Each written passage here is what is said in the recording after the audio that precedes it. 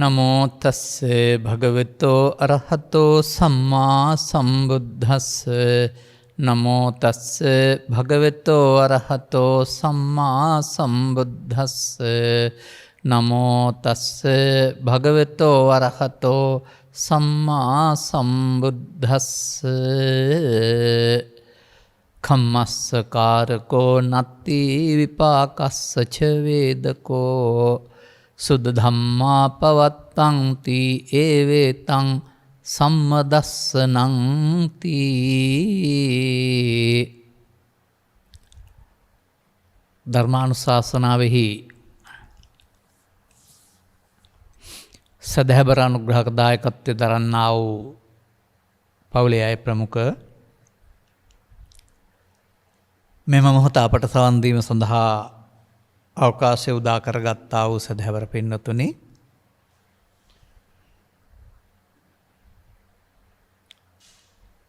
ආරාධිත බවතුන් විසින් එදිනෙදා ජීවිතයේදී කර්මක්ෂය ප්‍රතිපදාව භාවිතා කරන ආකාරය පහදා දෙන්න කියලා තමයි ඉල්ලීමක් කරලා තිබෙන්නේ. අවසන් දේ කරන හැටි පිළිබඳව පැහැදිලි කිරීමක් ඉල්ලනවා. අවසන් දේ කරන හැටි පිළිබඳව පැහැදෙන්නට බෞද්ධින් වශයෙන් සමාජයේ කරමින් හිටපු දේ සහ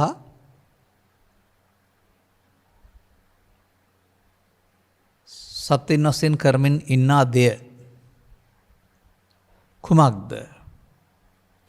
එහි ප්‍රතිඵලය කුමක්ද කියන මේ කාරණය පිළිබඳව කිසියම් අවබෝධයක් තියෙන්න ඕන.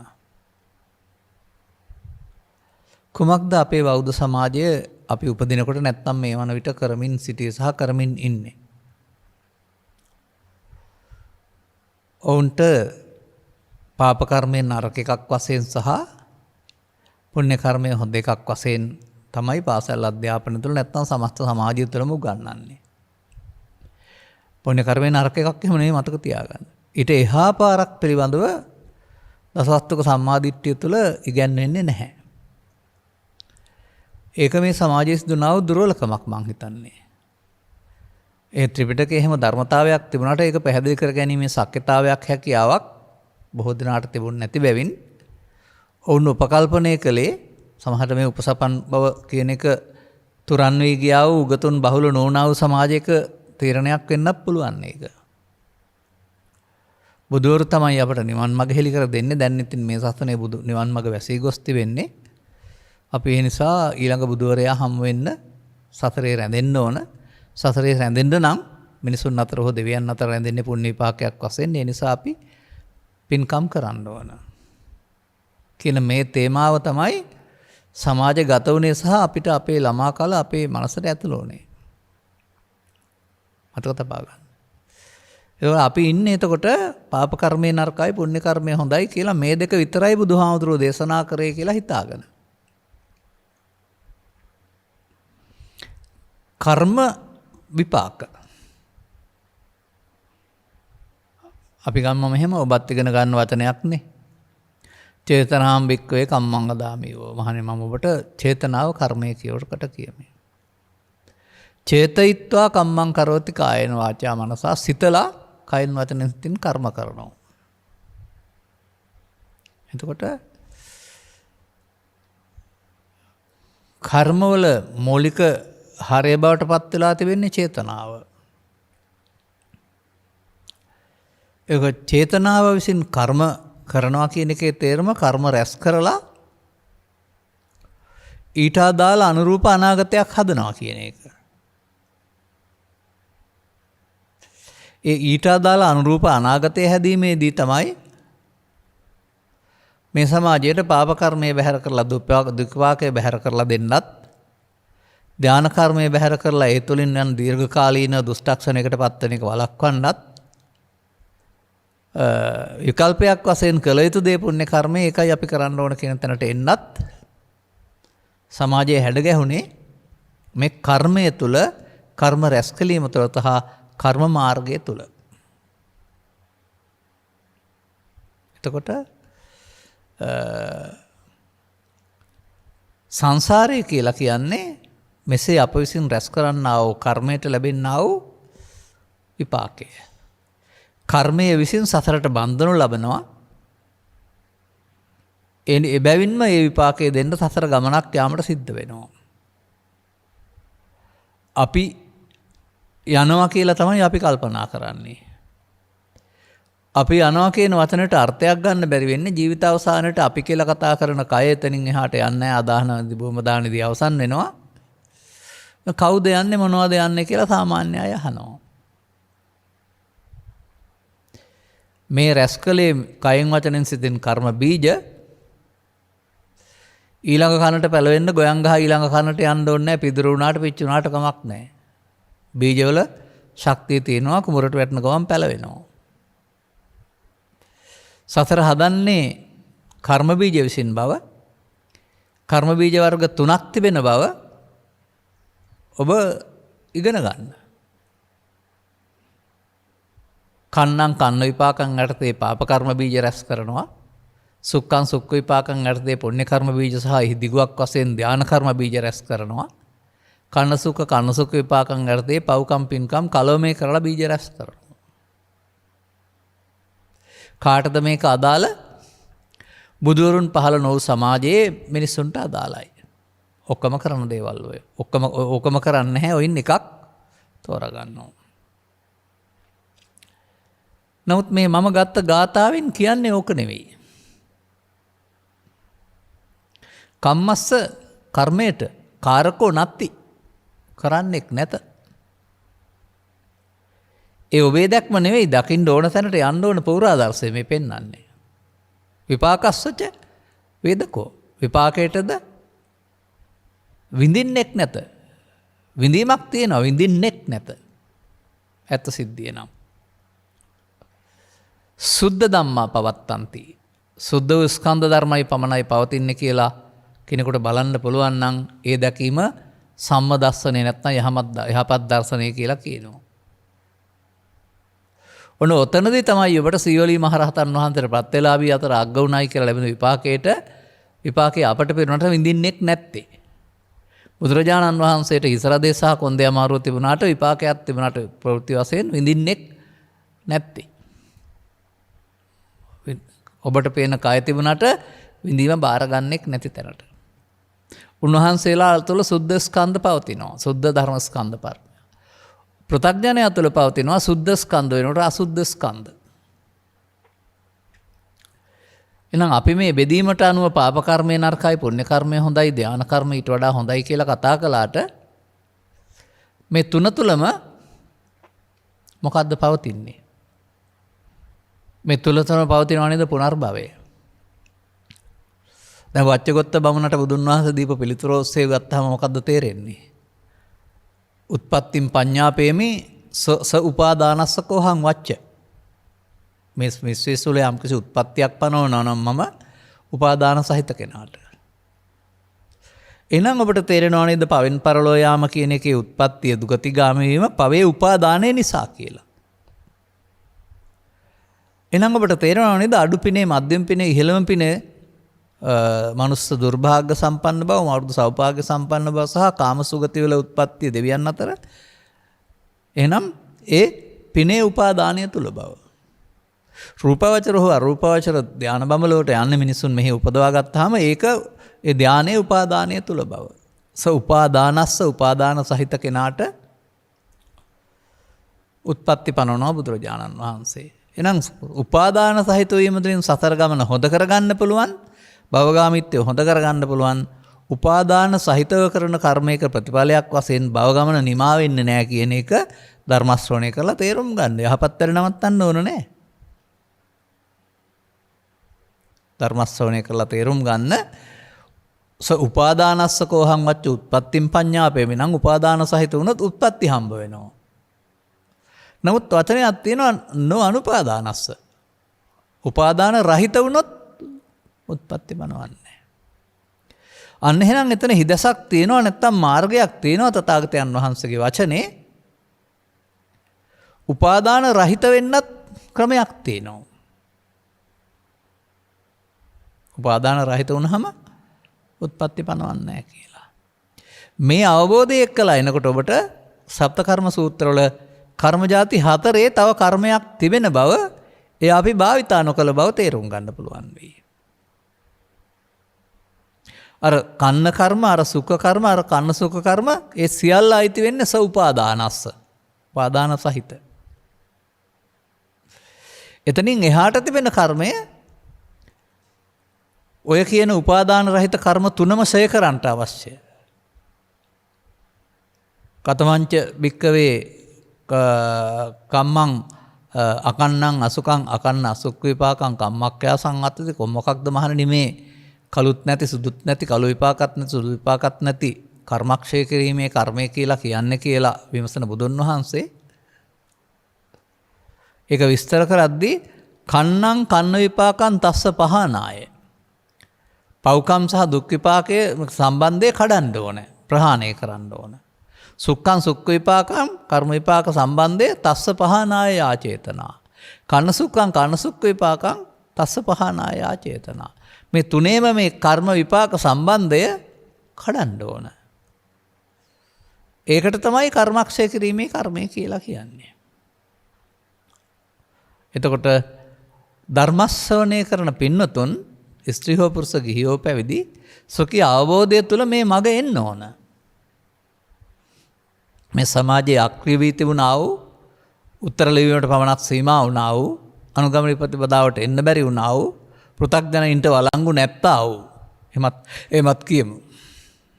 පෘථග්ජන කියලා කියන්නේ කම්මස්සකාරකෝ නැත්ති නෙවෙයි. කම්මස්සකාරකෝ ආත්ති. ඔය කර්ම කරන්නේ කොහොට ඉන්නවා මම තමයි කරන්නේ. එන්න මට විපාක ලැබෙන්නත් ඕන. ඒ නිසා මම තුල තමයි කර්ම විපාකය. මම තුල කියන්නේ මයන්න මම හෝ කයන්න යන්න මම නෙමෙයි. මමත්වය තුල. එතකොට අසුතාන්ත වැනි සූත්‍රවල සඳහන් කරනවා පෘථග්ජන පුද්ගලයාට මේ සිතට එන දෙයට මමත්වයෙන් ගත්ත මුලාවෙන් විදෙන්න බෑ කියලා. අන්න මමත්වයෙන් ගැනීම යන්න ජීවිතයට එකක් හෝ අවුරුද්දට එකක් නොව ඒ මොහොතේන හැඟීමට ආසක්ත වීම, ඇලීම, ගැටීම මුලාව තුළින් තමයි මමත්වයෙන් ගැනීම සිදු වෙන්නේ. මමත්වයෙන් ගත්තොත් මොකද වෙන්නේ? මඤ්ඤමානෝ කෝ බික්ඛු බද්දෝ මාරස්ස. ඒක පෘථග්ජනයට වළංගු භාවය. ඒක සතරට හදන සතරට බැඳෙන එක අර මද්දෝ මාරස්ස කියන්නේ ආයෙත් උපාදාන වෙනවා කියන එකම තමයි. එසේනම් මේ අපි අනුගමනය කළා වූ මාර්ගය තුළ උපාදානය තුළ පුණ්‍ය මාර්ගයෙන් භව ගමන සැපවත් වීම සඳහා පෘථග්ජනයා සඳහා නිර්දේශිත ක්‍රමයක් කරුණාම ඒක ආර්ය මාර්ගයේ නොවන බව ධර්මයේ හොයන අය තේරුම් ගන්න. අනිත් අයට ඒක තිබුණාට කමකුත් නැහැ. යහපත් දේවල් කියලා කතා කරන්නේ තමන්ට හෝ අනන්ට මේ සමාජයට අවශ්‍ය දේවල්නේ. ඔවුන්ගේ දැක්ම දියුණු වෙනතුරු. නමුත් තව ටිකක් එහාට එනකොට මේ මිනිසා විසින් කරන්න ඕන කර්මයක් තියෙනවා කියලා බුදුන් වහන්සේ වදාරනවා. ඒක නම් කරනවා අංගුත්තර නිකායේ සප්තක නිපාතයේ සප්තකර්ම සූත්‍රවල 7ෙම විවිධාකාරයෙන් මුල් කර්ම විස්තර කරමින් ඇවිදින් කර්මක්ෂය කිරීමේ කර්මය කියලා. ඇතැම් විට ඒක මේ සමාජයේ බහුලව තිබුණේ නැහැ. නමුත් පොත්පත්වල සහ දේශකයන් වහන්සේලා භාවිතා කළා. අප ඒක බොහෝකට භාවිතා කළා. ඒ නිසා අපට ඔය දුරකථනයෙන් කතා කරන සමහර අය අපි එහෙම එකක් තියෙන බව දැනගෙනවත් හිටියේ නෑ කියලා පවා කියන අය ඉන්නවා. නමුත් මෙතෙන්ට එන්න ඔබ පිළිබඳ පුළුල් අපසරයකින් අවබෝධය ලබා ගන්න ඕන. අපි මේ කතා කරන්නේ ඊට පස්සේ ස්ත්‍රී පුරුෂයා ගිහියා පැවිද්දා කියන පුද්ගල ස්වභාවය තුල හිර කරගත්ත සංවරයක් තුල නෙවෙයි. ඒ පුද්ගල ස්වභාවයේ ඉක්මවා ගිය හැමෝටම ගැලපෙන ස්ත්‍රී පුරුෂ ගිහි පැවිදි ભેදයෙන් තොරව සිදුවෙන ක්‍රියාකාරීත්වය තුළ. ඒක තේරුම් ගන්න කිසියම් ආකාරයක ධර්ම ශ්‍රවණයෙන් සමීපතාවයකට එන්න වෙනවා. ඒකට කියන්නේ ගම්බීරේසු ටානාටානේසු පඤ්ඤාචක්කුං කමති කියලා ගැඹුරුතන් කෙරෙහි ප්‍රඥා සොයමීම කියලා කියනවා. ඔබේ ඇස තුළ සිතේ, කන තුළ සිතේ, නාසය තුළ සිතේ. එහෙමයි මම ඒකට කියන්නේ වචනය. ඇස කන නාසය දිවකය කියනා වූ දොරවල් 6 තුළ ඔබේ සිත තුළ සිදුවෙන්නා වූ ගැඹුරු ධර්මතාවයක්. තථාගතයන් වහන්සේ සොකී සූත්‍ර දේශනාවල පෙළදහක් මගින් පෙන්වා තිබෙනවා. ඒක අපි බොහෝ විට මේ පුරුදු වුණේ පිරිතක් වශයෙන් කියන්න විතරයි.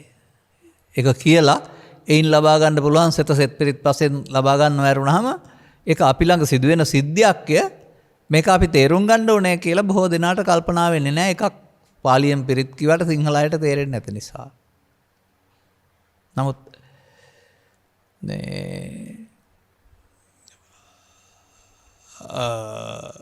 ගිරිමානන්ද සූත්‍රයේ දේශනා කරන පිරිත් දේශනාවල දස සංඥා විග්‍රහ කරන ආකාරයේ කටපාඩමේ වේගෙන් කියන්නේ යනවා අපිත් කියලාත් තියෙනවා.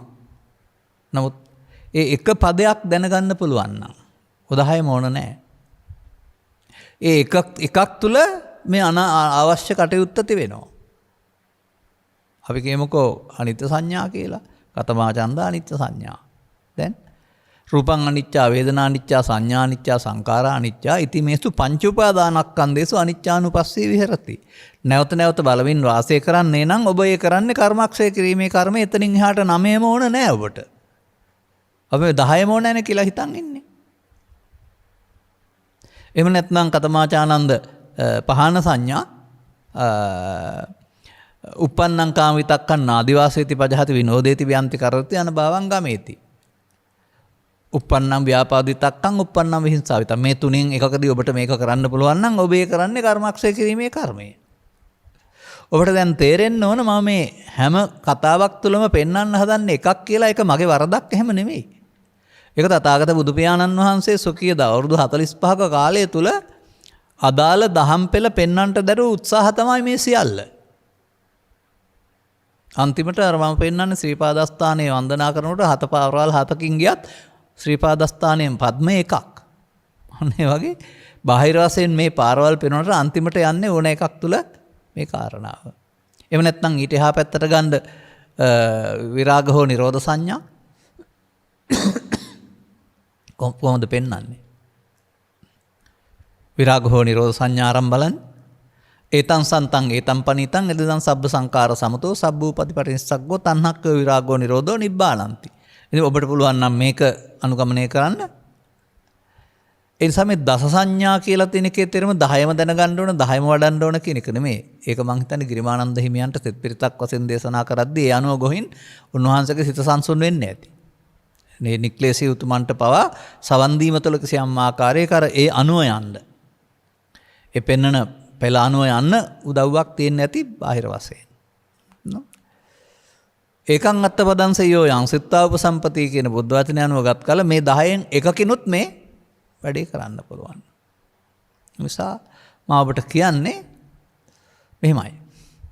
කර්මක්ෂය කිරීමේ කර්මයයි පංච උපාදානස්කන්ධය අනිත් දුක්ඛානාත්මයි බැලීමයි කියන්නේ දෙකක් එහෙම නෙවෙයි.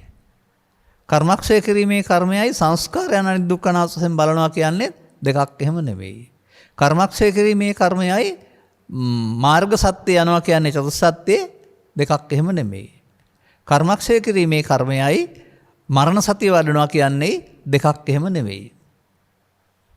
කර්මක්ෂය කිරීමේ කර්මයයි තව ඔය වගේ වචන මට මතක් වුණේ නැහැ මේ වෙලාවේ. තවත් තියෙනවා ඔය වගේ කාරණා. අප්‍රමාද වෙනවයි කියලා කියන්නේ දෙකක් එහෙම නෙවෙයි. කර්මක්ෂය කිරීම කර්මයයි යෝනිසෝ මනසිකාරයෙන් කටයුතු කරනවායි කියන්නේ දෙකක් එහෙම නෙවෙයි. ඔබ මේක මොනවා හෝ මාර්ගයක් වශයෙන් තේරුම් ගන්න. එතනින් එහාට තේරුම් අරන් අනුගමනීය ප්‍රතිපදාවට යනරහම තව එහාට ඇති කියලා හොයන්න ගියොත් එහෙම අතරමං වෙන එකයි වෙන්නේ. මම මේ අත්දැකීමක් ප්‍රකාශ කරන්නේ සාමාන්‍යයෙන් ඔක මට 2000 විතර වෙනකොට තේරෙනවා. මේ අපි මේ පුණ්‍ය මාර්ගයට හිර වෙලා ඉන්නේ. නමුත් මේක තුල ස්කන්ධ පංචකය තුල තියෙනවා ධර්ම මාර්ගයක් කියන එක. නමුත් මට 2005 දක්වාම හොයන්න වෙනවා මේ කෙලවර කොහොමද කියන එක. ඉතින් ත්‍රිපිටකය පෙරලනවා, පොත්පත් පෙරලනවා, කල්පනා කරනවා, කියවනවට වඩා කල්පනා කරනවා. මේ කර්මක්ෂය කිරීමේ කර්මය වැදගත්කමක් තියෙන්නේ කොහොමද ෂය වෙන්නේ කියන කාරණය සෑහෙන දුරට මුලින් තෝරාගානවට අග මේක සිදුවෙන ආකාරය දැන් ඔය අපේ ධර්ම දේශනාවල අගට තියෙනවානේ නිමා කිරීමක්. ඔය නිමාව සමහර විට 2005ට පෙර මගේ ධර්ම දේශනාව ඇහුවා නම් එහෙම නැති වෙන්න පුළුවන්. නිසා තථාගතයන් වහන්සේ යටපත් වූ දෙයක් මතු කර ගන්නට උන්වහන්සේගේ පාරමිතා ගුණය ප්‍රයෝජනය කරන ලෝක සත්‍යය වෙනුවෙන් මතු කළා අපට කරන්න දෙයක් ඇත්තේ නැහැ. අපට සිදු වෙන්නේ කාලයේ වැලිතලාව විසින් යම් ආකාරයට වැරදි ආකාරයේ භාවිතා කිරීම තුළින් යට වී යන දෙය පරපුරක් වශයෙන් සග පරපුරේ සමූහ උත්සාහයෙන් කිසිටකත් මේක තනියෙන් අයිති කරගන්න ඕන ආත්මාර්ථකාමී ප්‍රසන්තාවක් එහෙම නෙවෙයි. සමූහ උත්සාහයෙන් ග්‍රන්ථ ආරක්ෂා කිරීමේ පරිශීලනය කිරීමේ කටපාඩම් කිරීමේ සහ සෙවීමේ පංග පරපුරක් වශයෙන් උන්වහන්සේලා හැමෝම අර යට වුණ දේ නැවත නැවත හොයනවා පරපුරෙන්. එහෙනම් හෙවීමේ ප්‍රතිඵලයක් වශයෙන් කාගෙන් හරි Taman දන්නා පමණින් එළි වෙනවා. එතකොට ඔබට මේ වෙන්න ඕන කාරණාව පිළිබඳ අවබෝධයක් ලැබෙනවා නම් අන්න ඔබට අර ඒ අනතුරුව මේක ප්‍රායෝගික ප්‍රතිපදාවක්. ලියන කියන පාඩම් කරන එක වෙනුවට එදිනෙදා ජීවිතයේදී ප්‍රායෝගික ප්‍රතිපදාවක් ජීවිතයත් සමග යන්න ඕන දෙයක්. මගේ සරල උදාහරණයක තිබෙනවා මේක හරියට පොතයි පිටකොලෙයි වාගේ කියලා. පොත දරුවට හම්බ වෙනවා. පොත පාවිච්චි කළ හැකි. නමුත් පිටකොලේ නැත්තම් කුණු ගෑවෙනවා. පිටකොලේ කියන්නේ අත්‍යවශ්‍ය කාරණයක් නෙමෙයි. නමුත් පිටකොලේ උපකාර වෙනවා කුණු ගෑවෙන්නේ නැති වෙන්න. අන්න ඒ වගේ මේ ජීවිතය නිකම් පොත වගේ නම් තථාගතයන් වහන්සේ වදාළ මේ සතිය කියන කාරණය පිටකොලයක් වගේ. එhmenan අපට තේරෙන්න ඕන ගැඹුරින් තේරෙන්න ඕන. පෘථග්ජන මට්ටමේදී කරන ක්‍රියාකාරකම් තුළ තමයි මේ මඤ්ඤමාණය නැත්නම් පංච උපාදානස්කන්ධය හැදීම තුළින් සතරට බැඳෙන්නේ. ඒක පෘථග්ජනින්ගේ උරුමය. දැන් ආර්ය පුද්ගලයෙක් වෙනවා කියලා කතා කරන එකේ තේරුම ඇඳුම් මාරු කරනවට වඩා මේ දර්ශනය වෙනස් කරගන්න එක. දැන් මේකේ අහන කාරණාවයි මං හිතන්නේ එදිනෙදා ජීවිතයට සම්බන්ධ කරන්නත් ඕනේ අපි තව ටිකක්. දැන් අපි කර්මශය වෙන්නේ කොහොමද කියලා බලලා ඊට පස්සේ එදිනෙදා ජීවිතයට යමු. දැන් මේක බලන්න මේ පුද්ගලයෙක් වශයෙන් බෑ. ජීවිතේ එකක් වශයෙන් දැකලා පුළුවන් කමක් නැහැ. මේක තමයි ඇස තුල කන තුල නාසය තුල සිදුවෙන්නා වූ පෙළදහම. පෙළදහම සහ අටුවා නොදන්නේ නම් කියලා තියෙනවනේ. අටුවා කියන්නේ පොත් කියලා ගන්න එපා අර්ථය කියන එක ගන්න. පොත් බවට පත් උනේ පස්සේනේ. අටුවා කියන්නේ අර්ථය කියන එක. අර්ථ පැහැදිලි කිරීම නේවැය කරලා තිබෙන්නේ. එතකොට පෙළදහමක් තියෙනවා. පෙළදහමේ අර්ථය නොදන්නා එක තමයි මේ ගැටලුව. පෙළදහම් දෙකක් තියෙනවා. එකක් භවගාමී පෙළදහම, එකක් භව නිරෝධගාමී පෙළදහම. භවගාමී පෙළදහම යන්න දැනගන්න ඕන නෑ. ස්වභාවයෙන්ම සිද්ධ වෙනවා. නමුත් තථාගතයන් වහන්සේ සියුම් ඥානයක් තුළින් ඒක සිදුවෙන ආකාරය ඔබ තුළින් දැක ගන්නට ගලපලා තිබෙනවා. අන්නේ පෙළදහමේ අර්ථය තේරෙනකොට ඔබටත් පෙළදහම සහ අටුවා තේරෙනවා. අර්ථය තේරෙනවා. දැන් එහෙමනම් මෙන්න මේ පමාදවාදී පෙළදහමේ ගිහින් බෑ අපි අපමාදී පෙළදහමකට අවතීර්ණ වෙන්න ඕන කියලා තේරෙනවා. ඒක තේරෙනකොට. ඒ කියන්නේ අපි මේ පෘථග්ජන පුද්ගලයන් වශයෙන් හැමදාමත් මහ ලොකුට ඉහලින් වර්ණනා කළාට භවවන්දනය තුල සසර ගමන හදමින් නේද ඉන්නේ කියලා. අපි මේ සසර හදනව නේද කරන්නේ කියන එක ඔබට තේරෙන්න වෙනවා. එතකොට තථාගතයන් වහන්සේ සසර ගමන හදන්නන්ට කියන්නේ භවගාමීන් කියලා. උන්වහන්සේගේ අනුගාමිකයන්ට පෙන්වන්නේ භව නිරෝධගාමීන් කියලා. එහෙනම් භවගාමී ප්‍රතිපදාවේ කිසියම් ප්‍රතිඵලයක් වශයෙන් භව නිරෝධයේ ප්‍රතිඵල හම්බ වෙන්නේ නැහැ. සතතාගතෝ භව නිරෝධාය ධම්මං දේසි. තථාගතයන් වහන්සේ භව නිරෝධයේ පිණිස. අන්න ඒ කරුණ ඔබ තුල සිදුවෙන භව ගාමිත්වය සහ භව නිරෝධගාමිත්වයට මොකද කරන්න ඕන කියලා තේරුම් ගත්තම අන්න ඊට පස්සේ ඒ අභ්‍යාසයේ පුරුද්ද අර ඔබ කියන සිව් ඉරියව්වට හැමතැනටම ගෙන යන්න ඔබ උත්සාහ කරන්න ඕන සතිමත් වෙන්න ඕන. කොහොමද අපි ඒක පෙන්වන්නේ? ඒක අපි පෙන්වන්නේ ඔබේ ඇස තුල, කන තුල, නාසය තුල, දිව තුල, කය තුල, සිත තුල පෙළවල් හතක් ගන්නෙ නැහැ. එකකින් ගන්නවා අපි. ඒ විතරක් නෙමෙයි දොරවල් හය තුල විතරක් නෙමෙයි පව තුල, පින තුල, ධානය තුලත්. ඒ සිද්ධියමයි සිද්ධ වෙන්නේ. අපි ඒවා බෙදලා තිබුණාට එකට වඩා එකක් හොඳයි කියලා. නමුත් ඒ පවපින ධානය කියන අය බුදුන් වහන්සේ පහළ වෙන්න පෙර කලේ පෘථග්ජන අය. ඒ පෘථග්ජන අයගේ නම් මේ කාරණය තුල පව තුලත් මේ පෙළදහම දුක්ඛවාදී පෙළදහම, පින තුලත් මේ දුක්ඛගාමිනී පෙළදහම සහ ලෞකික ධානය තුලත් මේ දුක්ඛගාමිනී පෙළදහම ආකාර තුනකින් බලපානවා. දුක් විපාකම දෙන ආකාරයෙන්, දුක් විපාක මගහැරවා ලෞකික සැප විපාක දෙන ආකාරයෙන්, විපාක යටපත් කර සනසුමක් ලබා දෙන ආකාරයෙන්. මේ තමයි තුන් ආකාරයේ වෙනස් වීම. මතක තබා ගන්න එක. පුණ්‍ය කර්මයේ තුල පාප කර්මයේ තුල දුක් විපාක මගින් සසරට බඳවන ආකාරයෙන්. පුණ්‍ය කර්මයේ තුල සැප විපාක මගින් නටලෝ දහම සහිත කම්පාව සහිතව සසරට බඳවන ආකාරයෙන්. ධාන කර්මයේ තුල සැප දුක් විපාක වලින් මගහැර නමුත් භවයේ රැඳී ඉන්න පුළුවන් ආකාරයට තවත් ආකාරයකින්. එකට වඩා එකක් සුඛදායි, එකට වඩා එකක් දීර්ඝාසයි, එකට වඩා එකක් නිවිලා වාගේ හිතෙනවා. අපාගත සත්‍යයට ගිනිදැල් වල පිච්චෙනකොට නිවිලා වාගේ හිතුන්නේ නැති වුණාට දෙවියන්ට මහේසාක්‍ය දෙවියන්ට සිතූ පැතූ සම්පත් සියල්ල ලැබෙනකොට ඝන කයක් නැති සදා දිරායමකුත් නැහැ, මහලු වීමකුත් නැහැ. මේ තමයි නිවන කියලා හිතෙනවා. ඔබ ඔය ගීතයකින් හරි සාහිත්‍ය තුලින් අහලා තියෙන මේ කප්රුකයි, මහාභද්‍ර කටයයි, සුරවිදේනුවයි කොන්ක්‍රීට් වලින් හයි කරලා කොහේ හරි තියෙනවා, එතෙන්ට යන්න ඕන කියලා හිතන්න එපා. ඔක්කොම මේ එකක් අත ගන්නවායි කියලා. නමුත් ඒකෙන් පෙන්වන්නේ මේ පුණ්‍ය චේතනාවේ හැටි. සිහිනෙන් මගුල් ගෙදර ගියාම මගුල් ගෙදර කෑම වීම ඔක්කොම හම්බ වෙනවා. සතුටින් නම් ඉන්නේ. සිහිනෙන් මල ගෙදර ගියා නම් පාංශු කුල දෙන එකත් පෙනේවි. එතකොට ඒවා මේ බාහිරෙන් ලෝකෙන් ගෙන ආපුවාද?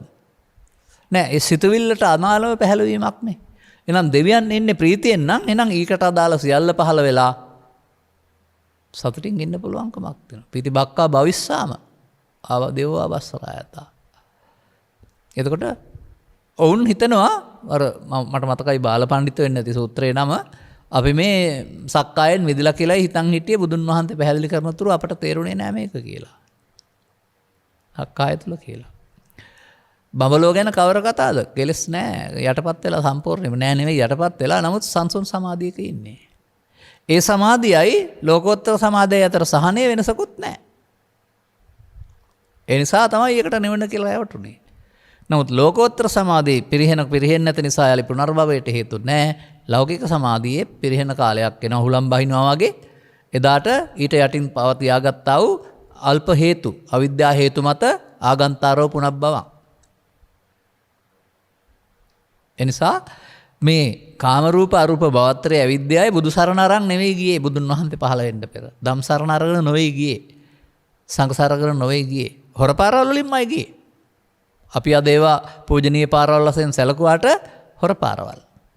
සාමාන්‍යයෙන් ඔය වර්තමාන සමාජයේත් පොලිසිය මග ඇරලා යන්න ප්‍රධාන පාර වෙනකොට පුංචි පුංචි හොර පාරවල් හදා ගන්නවා හොර වැඩ කරන අය. ඒ වගේම අනිකුත් තැන්වලත් එහෙම හොර පාරවල් හදන අය ඉන්නවා. නමුත් තථාගතයන් වහන්සේ සමාජයට දේශනා කරන්නේ ආර්ය සම්මාදිට්ඨියක්. මේ ආර්ය සම්මාදිට්ඨිකයා හොර පාරෙන් යන්න කල්පනා කරන්නේ නැහැ. නිරවුල්ව නොබියව වර්තමාන මොහොතට මුහුණ දීම නැමැති නිවැරදි පාරෙන් යන්න කල්පනා කරනවා. දැන් කොහොමද මේ තුනේම සිද්ධ වෙන්නේ මේක? මම ඔය කතා කරපු කාම රූප භවත්‍රේම සිද්ධ වෙන්නේ පවපින දානය තුල, ධානය තුල. ඒක සිදු වෙන්නේ ජීවිත කාලයට එකක් වශයෙන් හිතන්න එපා. ඒක සිදු වෙන්නේ අසුරු ගසන සැනකින් ඇස තුල, කන තුල, නාසය තුල. ඒක මම අනන්ත වාරයක් පැහැදිලි කරලා ඇති. නමුත් කර්ම රැස් වෙන්නේ මෙහෙමයි කියන එක පෙරුම් ගන්න මේක ඉගෙන ගන්න වෙනවා. එවිට ඔබට තේරුම් ගිහින් තිබෙන්න වෙනවා ඔබ මේ ජීවත් වෙන මොහොතේ වර්තමානයේ යමක් ගුණ ගැසුණාට ඊට අදාළ අතීතයක් ඔබේ චිත්තාභ්‍යන්තරයේ තිබී එන බව. ලෝභ වශයෙන්, දේශ වශයෙන්, මොහ වශයෙන් ඔබ එකතු කරගත්ත දේවල් සමගයි ඉන්නේ. එතකොට බාහිරේ උදව් වෙනවා මේ තමන් හදාගත්ත කාම විතර්කය, ව්‍යාපාද විතර්කය, විහිංසා විතර්කය හිතට එන්න. ඔබ සංසාරේ පුරුදු කරගත්තා මේකට එකතු වෙන්න. ඒ නිසා පව තුලත් පස්සපච්චා වේදනා, පින තුලත් පස්සපච්චා වේදනා, ධානය තුලත් පස්සපච්චා වේදනා. සැප දුක් උපේක්ෂා වශයෙන් තුන් ආකාරය. වේදනා නම් ඒකට ඇලෙන ගැටෙන එක තණ්හා. වේදනාවට තණ්හා කරනවා. තණ්හා කළොත් ඒක තණ්හාමයි මම කියන්නේ. ඒ මම වුණොත් මම බවට පත් වීම තුළ උපාදාන හේවත් අර උපාදානස්ස සතරට බැඳීමට අදාළ උපාදානය සිද්ධ වෙනවා. උපාදාන පත්‍යා භව ඒකට කියනවා භව බන්ධනය. භව වුණා. භව නිරෝධය නෙමෙයි භවගාමී වුණා. දැන් තණ්හා උපාදාන භව විද්‍යා සංඛාරා පවටත් හරි තණ්හා උපාදාන භව විද්‍යා සංඛාරා පිනටත් හරි තණ්හා උපාදාන භව විද්‍යා සංඛාරා ධානයටත් හරි පෘථග්ජනයාට දැන් ඔබ තේරුම් ගන්නද අවිද්‍යා පත්‍ය සංඛාරයට ඇති කිසිවක් කරලා අවිද්‍යා නිරෝධය වෙන්නේ නැහැ කියලා? මේක තේරුම් ගන්න අවශ්‍යයි.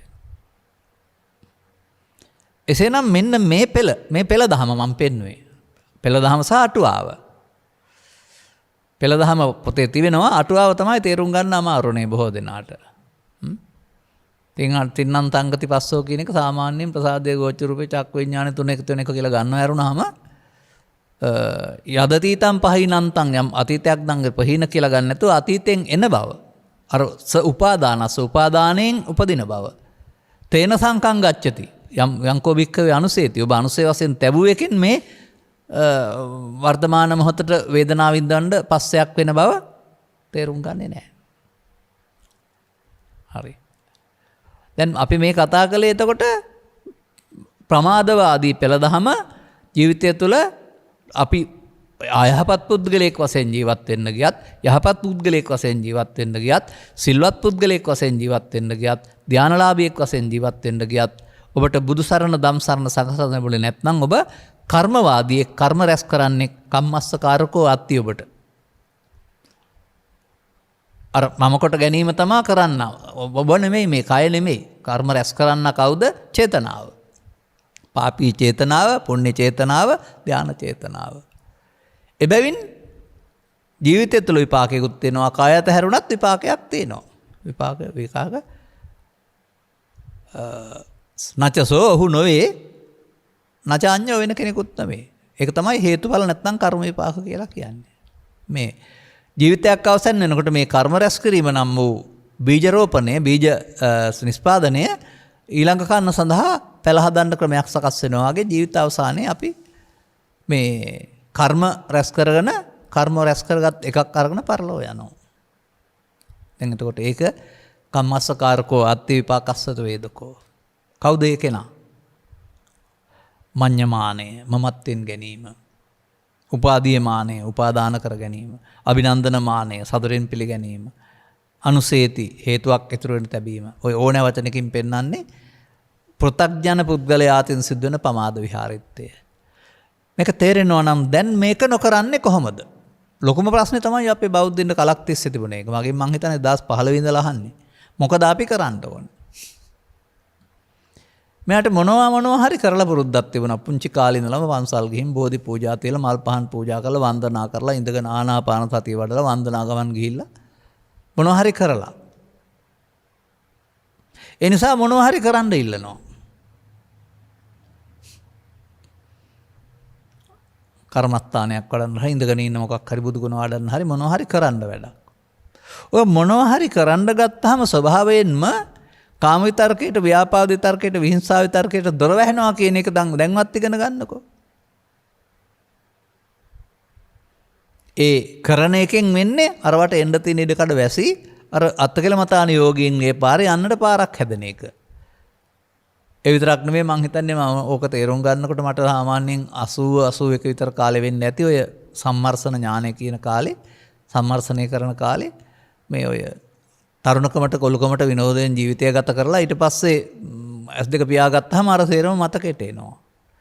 සුන්දර පැත්ත නම් සතුටුයි, අනිත් පැත්ත මහ වේදනාකාරී. නමුත් මේ වන්දනා කරලා වාඩි වෙලා කතාවක් ඔස්සේ අපි ඉගෙන ගත්ත කතාවක් ඔස්සේ යන්න ගියාපුවම නැත්නම් ආනාපාන සතිය ඔස්සේ ඉන්න ගියාපුවම අරක මොකක්වත් හිතේ නැහැ. පුදුම සැහැල්ලුවක්. අන්නේ සැහැල්ලු වලට ඇලෙන එක තමයි වැරද්ද නිවන කියලා. එහෙම සැහැල්ලුවක් තියෙන බව දැනගත්තට කමක් නැහැ.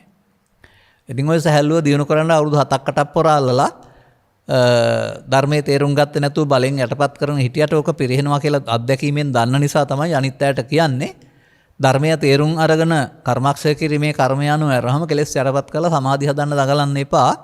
ඒක කොතරම් කල් වැඩුවත් නේව සංඥා නා සංඥායතනෙ දක්වා වැඩුවත් පිරිහිලා අපහු භවයට එනවා කියලා කියන්නේ ඒකයි. හත්වල යුතු අන්තයක් ඔබ බෞද්ධ ඇඳුමකින් හිටියට යන්න ඒ පාරේ නම්. ඒක අදාළද කර්මක්ෂය කිරීමේ කර්මයට. ඒක අදාළද මෙන්න මේ පද තුනට. මම මේ දවස්වල කියනවා මේක. සරිම සුන්දර දෙයක්. මෙම පංච උපාදානස්කන්ධය අනිදුක්ඛානාත් වශයෙන් බැලීමේදී සෝවාන් වෙනවා. මෙම ඒ මොහොතේ හටගන්න එක. එහෙම නැත්නම් උපන්නං හටගන්නා වූ කාම විතර්කේ ව්‍යාපාද විතර්කේ විහිංසා විතර්කේදී භාවනාව තියෙනවා. එතකොට ඒකේ තේරෙනව නේද මොකක්ක අරමුණු නැතුව ඉඳ උගන්වන්නේ නැහැ. උපදින එක සම්බන්ධයෙන් වෙනස් ආකාරයේ බැලීමක් තියෙනවා. අන්න ඒකයි කරන්න ඕන දේ. ඒකට හැබැයි ඇත්තටම කියනවා නම් කරනවා කියනවට වඩා හරියන්නේ නොකිරීම කියන එකයි. ඉතින් අර කරලා පුරුදු අයට නොකිරීම තේරෙන්නේ නැහැ. ලෝභ කරලා පුරුදුයි, ඊර්ෂ්‍යා කරලා පුරුදුයි, වෛර කරලා පුරුදුයි, පලි අරගෙන පුරුදුයි. ඒකනේ පුරුද්ද තියෙන සංසාරේ. නමුත් බුදුන් වහන්සේගේ මේ පද තුලම තිබෙනවා පුදුම ආදර්ශයක්. ඒක අපට කරගන්න බැරි වුණ මෙතෙන්ට සමීප වෙන්න බැරි වුණ එක තමයි මේ ගැටලුව. දැන් කාලියක් කෙනෙක් කතාව අරන් බලන්න. ඒක ඔබ දන්නවා නම් ඔවුනොවුන් වෛර කර ගැනීම තුළ ජීවිත ගණනාවක් තිස්සේ ස්ත්‍රීන් වශයෙන්, මුවන් සහ කොටින් වශයෙන්, බලවුන් සහ මීයන් වශයෙන් මට මතක හැටියට ඔවුනොවුන් කාගත්ත බව කතාවක් තියෙනවා. එහින්දා නහි වේරේන වේරාණි. වෛරයෙන් කවදාවත් ආපහු ප්‍රතික්‍රියාවට එනව යනවා සම්මන්තිද සංසිදේද යන්න කිසිදාක සිදු වෙන්නේ නැහැ. නමුත් අවේරේනච වෛර නොකිරීමෙන් සංසිදෙනවා. ඒක බුදුර හොයාගත් සනාතන ධර්මය. ඔබටත් මේක වළංගුයි මේ නොකරන්නේ කොහොමද කියලා තේරුම් ගන්න ඕනනේ. එහෙම නැත්නම් කෝදන උපනාහීච ක්‍රෝධයෙන් ගත්තාම මේක විපන්න දිට්ටි වසලේක්. අක්ඛෝදේන ජිනේ කෝදං. කෝදේ ජය ගන්න නොකරන්න ඕන. ඉතින් මේක දහම් පාසලේදී දරුවන්ට හොඳ නෑ කියලා දෙන්න පුළුවන්. ළමයින්ට රචනා වශයෙන් ලියන්නත් පුළුවන්. අදාළ තැනදී Taman මේකට එකතු වෙන බව පෘථග්ජන ස්ත්‍රී පුරුෂ ගිහි පැවිදි කිසිවෙක් දන්නේ නැහැ. කිසිවෙකුට පාලනය කරගන්න බෑ. ඔවුන් පස්සේ කියයි මට ඉන්නවා මරනවා පෙන්න මොකක් වුණාද දන්නේ නැහැ කියලා. ඒ පෘථග්ජන භාවය තුල ඒකේ හැටියේ. ඒක සංසාරේ පුරුදු කරගත්තේම එකතු වෙන්න. දැන් ඔබ එදිනදා ජීවිතේදී එතෙන්ට මම දැන් ඔන්න ආව අදාළ කාරණා ටික කියන්න පුළුවන් විදියට.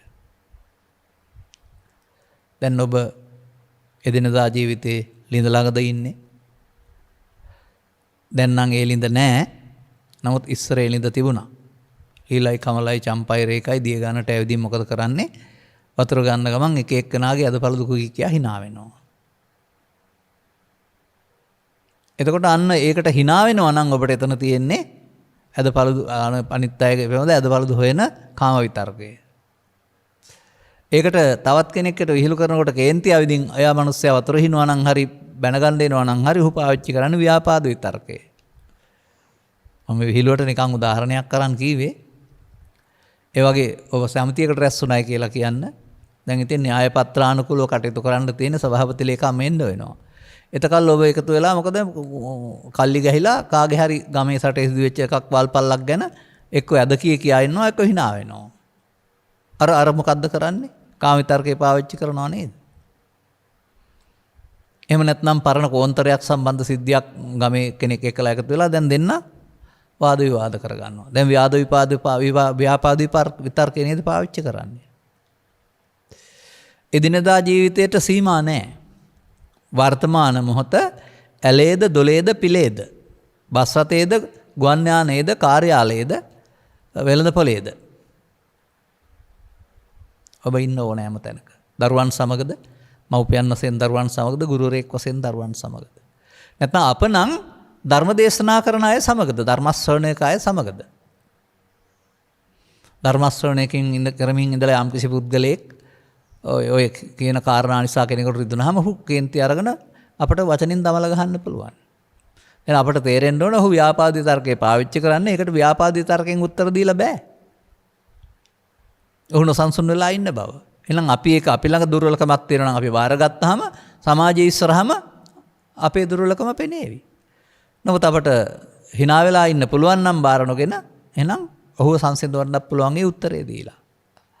ඒ නිසායි මම පෙන්නන්නේ මේක Tamanට අදාළ ශේස්ත්‍රයේදී කියලා. අපට නම් දායක පිරිස් සමග පින්කම් කටයුතු කරන්න යාමේදී ධර්ම දේශනා සංවිධානය කිරීමේදී කෘෂි පරිශ්‍රණ නිලධාරියෙකුට නම් ඒකට අදාළ පොහොර බෙදා දීමේදී තෙල් බෙහෙත් බෙදා දීමේදී සංඛ්‍යා ලේඛන එකතු කිරීමේදී ඒවා පමා වෙනකොට හරියට බෙදෙන්නේ නැතුවම හරි. ගොවියෙකුට නම් Tamanගේ එළවලු නිෂ්පාදන අලෙවි කරන්නට යාමේදී මිල අඩු වෙනකොට හෝ වැඩි වෙනකොට විශේෂයෙන් අඩු වෙනකොට. එහෙම නැත්නම් අර පහුගිය දවස්වල ආපු මේ මොකද්ද සමූහ දළඹුවෙක් ඇවිදින් හිටියේ. ඒ සමූහ දළඹ වගේ කතාවේදී නම් ගොවියන්ට දැන් ඉතින් ණය අරගෙන වහවලා තියෙන්නේ. දැන් ඉතින් විකුණන්න දෙයක් නැහැ. ගස් ටිකක් කනවා. ඉතින් ඊට පස්සේ වැඩිකාරයෝ කෘෂිකාර්ය දෙපාර්තමේන්තුවේ නිලධාරීනෝයි.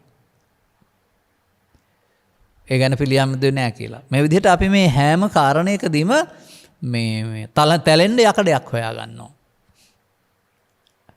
අපි නෙමෙයි වැඩිකාරයෝ කවුරු හරි කියලා. ඉතින් මේක බොහොම හොඳට මේ දවස්වල විශේෂයෙන් ශ්‍රව්‍ය මාධ්‍ය තුල මේ රූපවාහිනී කැමරාවල්ලා පෙන්නනවා. මිනිසුන් විශේෂයෙන් ව්‍යාපාද විතර්කේ පාවිච්චි කරන ආකාරය. ඔවුන් ඒවායින් උත්සාහ කරන්න ඇත්තේ යමක් දිනාගන්නත් ඇති මං හිතන්නේ දැනට ඒ පැත්තෙන් ගත් කල ඒක මම දකිනවා එහෙම දිනාගන්න අවශ්‍ය දේවල් දිනාගන්නත් අවශ්‍යයි කියලා. නමුත් ඔවුන්ට කල්පනා වුණේ නැද්ද දරුවන් ඉස්සරහා රූපයක් වෙනුවට ප්‍රතිරූපයක් සකස් කරලා ඒකට තැලීමෙන් හෝ ගිනි තැබීමෙන් ඒක ද්වේෂ සහගත සාමාන්‍ය දෙයක් වරදක් නෙවෙයි කියලා ළමයින්ට පෙන්වන බව. ඒකේ අනාගත හානිය වැටහුණේ නෑ නේද? අන්න ඒ නිසා මේ සමාජයේ මෝඩ වුණාම කරන කියන වැරදි පේන්නේ නෑ. ඒ නිසා අපි දකිනවා හොඳට මේවා අර විතර්කයේදී ව්‍යාපාද විතර්කයේදී ඉතනින් එහා පැත්තට ඒ මත තීරණ ගන්නව ඇරුණාම එහි හානිදායකත්වය විනාශය පෙනෙන්නේ නැහැ. ඉතින් එදිනදා ජීවිතේ ඔය කියන විදිහට ගන්න. දැන් ගත්තම ඔබට ඒ එදිනදා කටයුතු වලදීමයි මේ චිත්ත අභ්‍යන්තරගත වේ තිබෙනා වූ මූලයෙන් පැලෙන්නේ. අපි ගනිමු මූලයෙන් පැලෙන්නේ නැහැටි. යත අපි මූලේ අනුපද්ද වේ දල්හේ. යම් කිසි විට මුලට උපද්‍රවයක් කරන්නේ නැත්නම්. චින්නෝ පිරොක්කෝ පුනරේව රූහති. ඔබ වෙනත් සමාධියක් මගින් හරි වෙනත් ශික්ෂාපද සමාධියක් මගින් හෝ මේක වළක්වාගෙන ඉන්නවා. හැබැයි මුල ගලවලා නැහැ. ලෝභ දේශ මොහ මූලේ. ගහ කොච්චර කැපුවත් මුල තියෙනකොට පැලවෙනවා වගේ අර තණ්හා අනුසය ලෝභ මූලය දේශ මූලය මෝහ මූලය නැත්තම් අපි කතා කරනවා මේ වගේ තබ්බපු ඇත්තක් කියලා. ඒ ඇතිතුරු එයින් හට ගන්නා වූ පංච උපාදානස්කන්ධේ නිබ්බන්තති දුක්ඛං ඉදප්පුනප්පුනං නැවත නැවතත් පංච උපාදානස්කන්ධේ හටගෙන ඒකේ දුකක් නැත්තම් විඳවීමක් එනවා. ඒක තිබෙනතුරු එනවා. ඒ නිසා තමයි සෝවාන් සිර අනාගාමි දක්වා දුක් විඳලා හදන්න ඕන කියලා කියන්නේ. බාහිර දුක් විඳලා කියන නෙවෙයි අර මානසික දුක. තබව තරමට දුක දැනෙනවා නම් තව තැබුවොත් බලවත් වෙනවා කියලා තේරුම් අරගෙන දැන් අර පරණ පෙළ දහම යන්නේ නැතුව පරණ පෙළ දහම ඇස තුල කන තුල නාසය තුල දිව තුල කය තුල පව තුල පින තුල ධානය තුල. එහෙම නැත්නම් ඔබ ඉන්නා වූ ආයතනය තුල ෂණයකින් පසපච්චය වේදනා වේදනාපච්චය තණ්හා තණ්හාපච්චය උපාදාන උපාදමත්‍ය භව පෙළ දහම. දැන් පෙළ දහම අටුවාව තේරෙනව නේද? සසරට බැඳෙනවා. නැවත නැවතත් සසරට බැඳෙනවා සසර හදනවායි කියලා. ඒ තමයි අටුවාව අර්ථය. දැන් එහෙනම් ඒ පෙළ දහම ගිහින් බෑ. එතකොට අර්ථය සසරට බැඳෙන එකනේ භව බන්ධනයනේ. දැන් භව නිරෝධගාමී පෙළ දහම හොයා ගන්න වෙනවා. අර කර්ම රැස් වුණා. තණ්හා උපාදාන වුණා කියන්නේ කර්ම රැස් වුණානේ. මෙන්න මේ නිසා ඔබට යන්නේ හැම තැනකදීම ඔබේ කරන කාර්යයට අමතරව ඔබට පැවරීති වෙනවනේ සත්කාරයක්. මවගේ, පියාගේ, ගොවියාගේ, වෛද්‍යවරයාගේ, පරිපාලන නිලධාරියාගේ, සේවකයාගේ, කම්කරුවාගේ මේවා එකක්වත් නවත්තන්න බෑ මේ ලෝකෙට ඕනේ. මම පෙන්නන්නේ බස් රථයක් ධාවනය වෙන්නේ රියදුරු අතින් තමයි. නමුත් ඒක වැඩ කරන අය නැත්නම් කාර්මික නිලධාරීන් මනාව සකස් කරලා දුන්නේ නැත්නම් කොතන හරි පොඩි ඇණයක් ගැලවුණොත් එතනම ඉන්න වෙනවා. ඊට යන්න බෑ. පොඩි ඇණයකිනුත් ලොකු උදව්වක් තියෙනවා. ඒ හින්දා රෝහල් කම්කරුවා හරි මහමග සුද්ධ කරන කම්කරුවා හරිත් මේ පරිපාලන ශාස්ත්‍රයේ ලොකු වැඩක් කරන්නේ. මේකට මේ ලොකු පුංචිකමක් දීලා තියෙන එකට මම තරම් ප්‍රිය කරන්නේ නැහැ. අර වෙනත් රටවල් වගේ මේක සමාන වෘත්තීය අයිතිවාසිකම් දෙන රැකියාවක් බවට පත් කරගත්තා නම් හොඳයි කියලා මට හිතෙන්නේ. ඒ හැම දෙයක්ම අවශ්‍ය නම් ඒ හැමදේම කැමැත්තෙන් කරන තැනට හදා ගන්න ඕන. කවදා හැදෙයිද දන්නේ නැහැ. එතකොටත් ඔය අර පසුගිය කාලවකවානු වල රජවරු දීපු තානාන්තරානුවනේ ඔය කුල හැදිලා තිබෙන්නේ. ඒවා දැන් නැහැ. නමුත් අරක තවමත් හන විටිය කරගහගෙන යනවා. අද එහෙමනම් හදන්න වෙන්නේ වර්තමානයේ පවතින තානාන්තර වලට අනුවනේ. හදන්න වෙන්නේ අර පරණේවා නෙමෙයි. නමුත් තථාගතයන් වහන්සේ වදාහරන්නේ උපතින් හරි වංශෙන් හරි එහෙම කෙනෙක් වෙන්නේ නැහැ කියලානේ පෙන්වන්නේ. ඒ නිසා ඔය බෙදීම් ආපහු ආයෙත් වෙනත් ආකාරයකට තමන් මානය උපදවා ගන්න අහංකාර වෙන්න උඩඟු වෙන්න උසස් පහත් කර සලකන්න හේතු වෙනවා. නීතියෙන්ම සමානාත්මතාවයක් හදන්න පුළුවන් නම් ඒක 100% සාර්ථක වෙන්නේ නැහැ. නමුත් ඒක යම්කිසි ප්‍රගතිශීලී පියවරක් වශයෙන් මම දකිනවා පවතිනවට වඩා. ඒවා සිදුවෙනතුරු අපි පෞද්ගලිකව එනම් එදිනදා ජීවිතයේදී ඔය කියන අවස්ථා 3 පිළිබඳව හොඳ නිරීක්ෂණයකින් සිහියකින් ඉන්න කොයි වගේද කියලා කියනවා නම් ඔබට හොඳ කෙසෙල් කැනක් තිබෙනවා. දැන් පැහිලා තිබෙන්නේ. මිනිස්සුත් වටපිටින් බලබලා යනවා. ගමේ හොරුත් ඉන්නවා. නමුත් ඉතින් ඔබ නිදාගත්තොත් කපාන යන්න ලේසි. මම බලාගෙන ඉන්නේ වරෙල්ලකෝ කිව්වොත් එහෙම ඒත් එන්නේ නැහැ. නමුත් හොරුන්ට නොදැනෙන්න බලන් ඉන්න වෙනවා. එතකොට හොරා එනවනේ කපන්න අහු වෙනවනේ. අන්න ඒ වගේ මේ කාම විතර්කයේ ව්‍යාපාද විතර්කයේ විසර්කයේ විසින්තා විතර්කයේ හංගන්න දඟලන්නේ නැතුව තිබෙනකොට හේතුන්සින් එන එක යහපතක් වශයෙන් සලකලා එන විට අර පරණ පාරේ නොයන්න. අර මම පෙන්නපු පරණ පාරේ නොයන්න ඔබට තථාගත බුදු පියාණන් වහන්සේ දේන කරවදාලා වූ සිහියෙන් කටයුතු කිරීමයි කියලා අප්‍රමාදයේ යොදා ගන්නට එය දියුණු කරන්නට වෙනවා. ඉතා ඉක්මනින් හැකිතාක් ජීවිත අවසාන වෙනතුරු මේවා කියා ඉන්නේ නැතුව හැකිතාක් දොරට මේ එකතු නොවීමෙන් සිදුවෙන කර්මක්ෂය වීම සඳහා ඔබ දියුණු කරපු සිහියක් ප්‍රඥාවක් පාවිච්චි කරන්න වෙනවා, හුරු කරන්න වෙනවා හැමෝටම. නමුත් ඒකට විශාල බාධාවක් මේ රටේ පවතිනවා. සිහිය කියන්නේ එහෙම එකක් කියලා හිතන්නේ නැති එක. ඒ කියන්නේ ඉරියව් දිහා බලන් ඉන්න එක. එහෙම කියලා වෙනත් ආකාරයකින් සරල අර්ථයක් ජනිත කරගත්තම මේ කර්ම ෂය වෙන්නේ සිහිය නැමැති ආලෝකයේදී කියලා. කොහොමද ෂය වෙනව ඇත්තේ?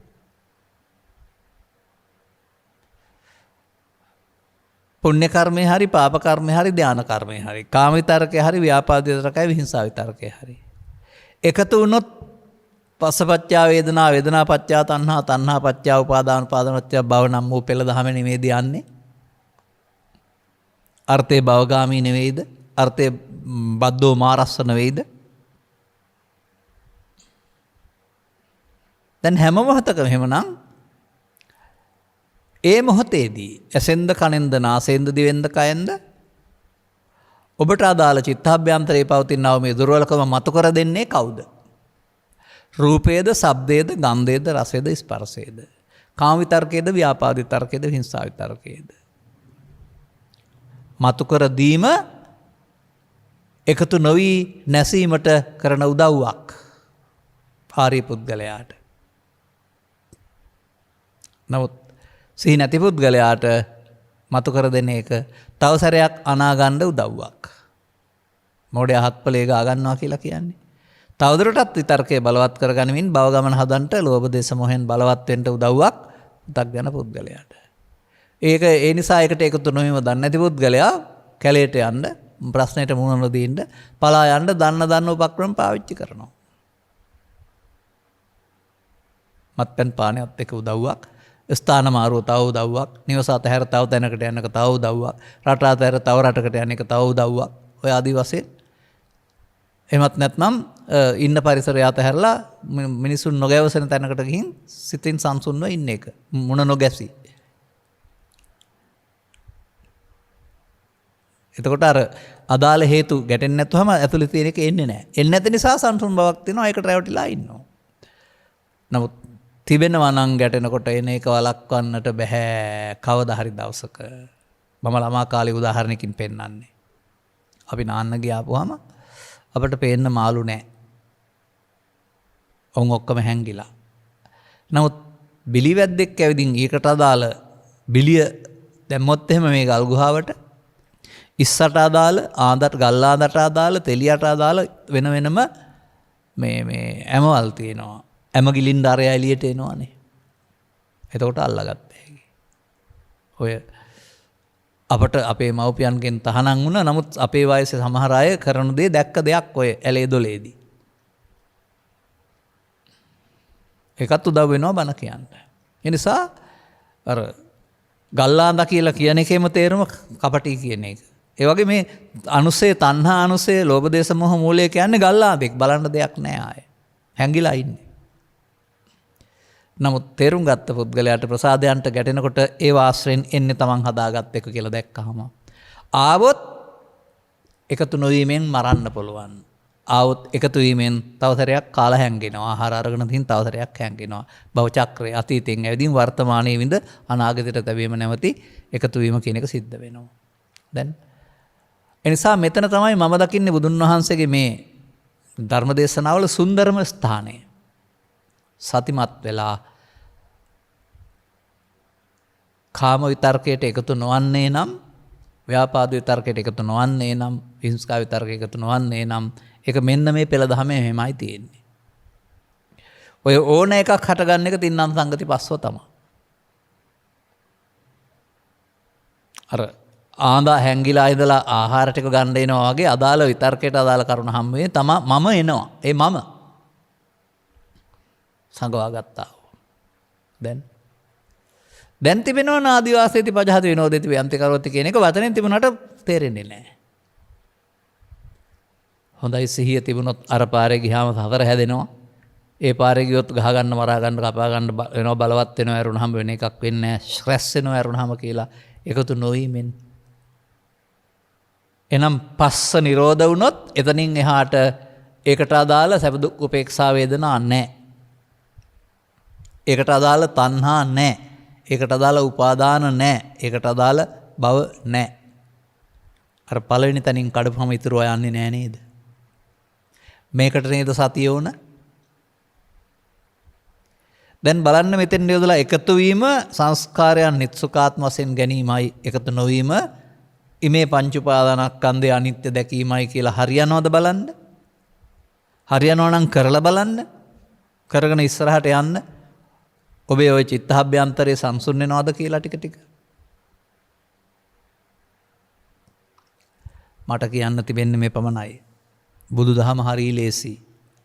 නමුත් අර වටේ පිටේ වහගත්ත කුණු කන්දල් නිසා මෙතෙන්ට සමීප වෙන්න බෑ.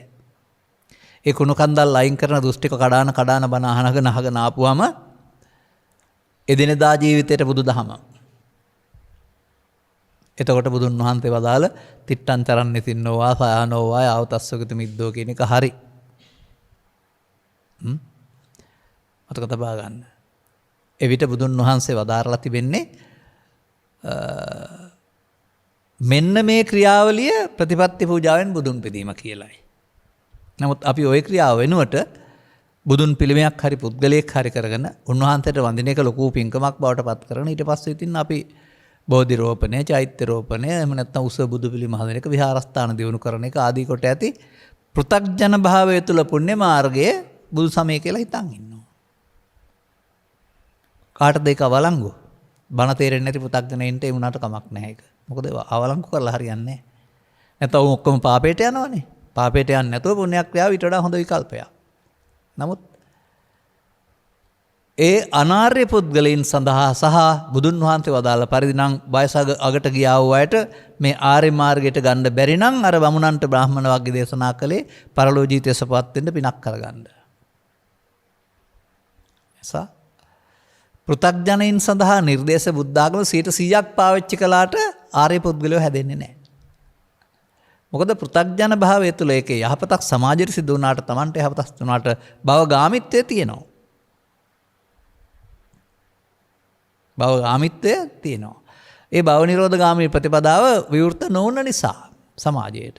නමුත් විවෘත වුණොත් ඔබට ඕන ඉහාත්ම වශයෙන්ම මේ බුදුන් වහන්සේ වදාළ වචන තුනේ අර්ථය හොයාගන්නද? කුමක්ද වචන තුනේ අර්ථය? ලෝභක්ඛය, දේශක්ඛය, මෝහක්ඛය. ඛය කරලා බලන්න නිවන කියන්නේ මොකක්ද කියලා. ප්‍රාර්ථනා කර කර ඉන්නේ නැතිව. ෂේ කරන්න මේ මාර්ගය යොදා ගන්න. එවිට ඔබට සංසුන්වනේ ඔබ ඉන්නේ. සංසුන්ව සිටියදී කෛරාටිකමක් බොරුවක් එහෙම නැත්නම් ඕනකමක් ඉටු කරගන්න ඔබේ සිත හදනවාද? කාමක පැත්ත හෝ තවත් බොරු හොර වංචාව ආදී කාරණා. ඒ කාම විතරකේ.